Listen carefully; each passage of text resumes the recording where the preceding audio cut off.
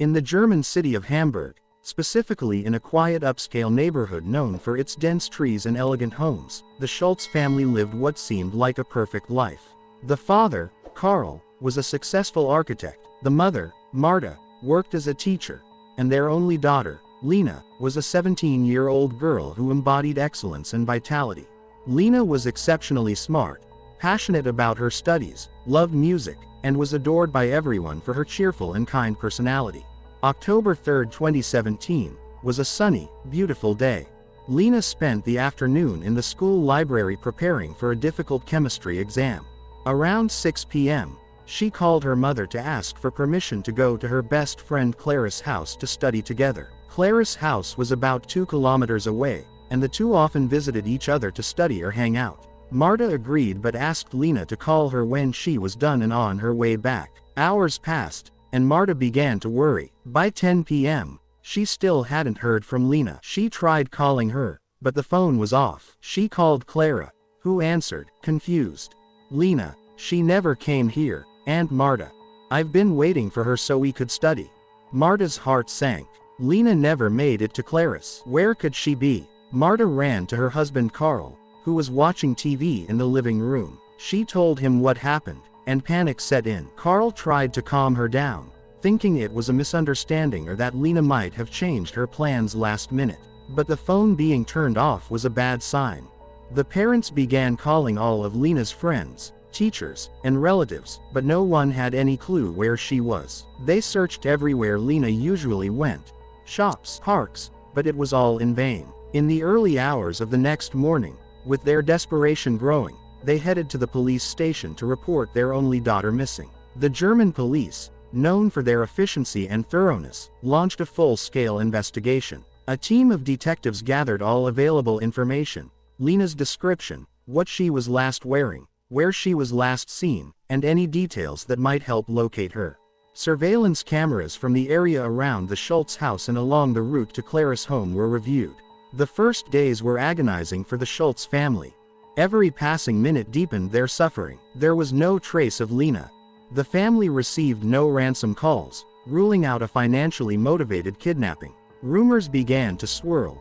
Perhaps Lina had run away, or maybe she was abducted by criminal gangs. Initial investigations focused on Lina's phone and digital records. No suspicious messages or strange calls were found. Lina was a normal girl with typical interests for her age. Clara and Lina's other close friends were questioned again, but nothing new surfaced. 2 weeks passed with no progress. The police widened the search area, deploying search dogs in nearby forests and parks, checking rivers and canals, but everything led to nothing. The case was growing darker, and detectives began to consider the worst: a possible homicide. But who would do such a thing? And why? Then, an unexpected clue surfaced. An elderly neighbor who lived on the same street as the Schultzes remembered something odd. On the night Lina disappeared, he had seen a strange white van parked near his home for a long time. At the time, he thought nothing of it, but after hearing about Lina's disappearance, he made the connection. He couldn't recall the license plate, but he gave a clear description of the van. Meanwhile, police began reviewing records of individuals with histories of sexual offenses or violent crimes in the area. Among those, a name stood out: Manfred Herrmann, a pseudonym, a man in his late 40s who had previously served time for sexually assaulting a minor. Herrmann lived in the same neighborhood, not far from the Schultz home. He was known for being reclusive with a bad reputation. There was no solid evidence linking Herrmann to Lina's disappearance, but the neighbor's statement about the white van was compelling. Herrmann owned a white van matching the description. The police decided to bring him in for questioning. When Herrmann arrived at the station, he was suspiciously calm. He denied knowing Lina or having anything to do with her disappearance. But investigators noticed something off about his behavior. He was sweating heavily, stuttering at times, and avoiding eye contact. The police decided to search his home. Nothing suspicious turned up at first. The house was unnaturally clean and tidy, which raised further suspicion.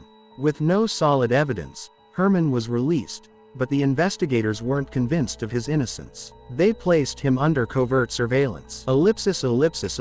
After a few days, the surveillance team noticed Herrmann frequently visiting a store that sold chemical cleaning products, buying large amounts of powerful cleaners and heavy-duty black garbage bags. This was unusual behavior for a man living alone. He also kept large fans running in his house continuously, even on cold days. The police obtained a warrant for a second, more detailed forensic search of his home. This time, they brought experts in crime scene detection. They discovered microscopic traces of blood in hidden corners of the kitchen, behind the refrigerator and under the sink. Strange bits of meat and fat were also found in the kitchen drain, along with traces of a highly corrosive chemical found in strong cleaning products. These findings were enough to arrest Manfred Herrmann again. Confronted with the overwhelming evidence, he finally broke down and confessed to a horrifying crime. What he revealed shocked even the most seasoned investigators. On the night Lina vanished, she was walking to Clara's house when she passed by Herrmann's home. He was standing outside and saw her, a young, beautiful girl walking alone. In a moment of madness, he called out to her, pretending he needed help carrying something heavy from his van. Lina, with her kind heart, agreed to help. As soon as she entered the house, Herrmann locked the door behind her. He tried to assault her. Lina fought back with all her strength, but Herrmann was stronger. To silence her, he strangled her to death. Realizing the gravity of what he had done, he panicked. He knew he had committed a heinous crime and that if discovered, he would spend the rest of his life in prison. In a state of icy madness, he decided to dispose of the body in a way that would erase all traces. Obsessed with true crime shows, Herrmann had read about different methods of getting rid of bodies. He began enacting his gruesome plan. In the dark hours of that night, he dismembered Lina's body into small parts using sharp tools in the kitchen. To cover his tracks, he boiled the remains in a large pot on the stove using highly corrosive chemicals to dissolve the tissues and bones. He continued this monstrous process for hours, attempting to turn the body into liquid. He then poured the resulting sludge into the sewage system and scattered any small solid remains, like tiny bone fragments, into trash bags, which he disposed of in different dumpsters across the city. He meticulously cleaned the kitchen and the entire house with the strong chemical cleaners he had bought, erasing all physical evidence. He kept the fans running constantly to eliminate any odor that might result from the process. For more thrilling and mysterious videos, subscribe to the channel, hit the like button, and let us know your thoughts on Lina's actions in the comments.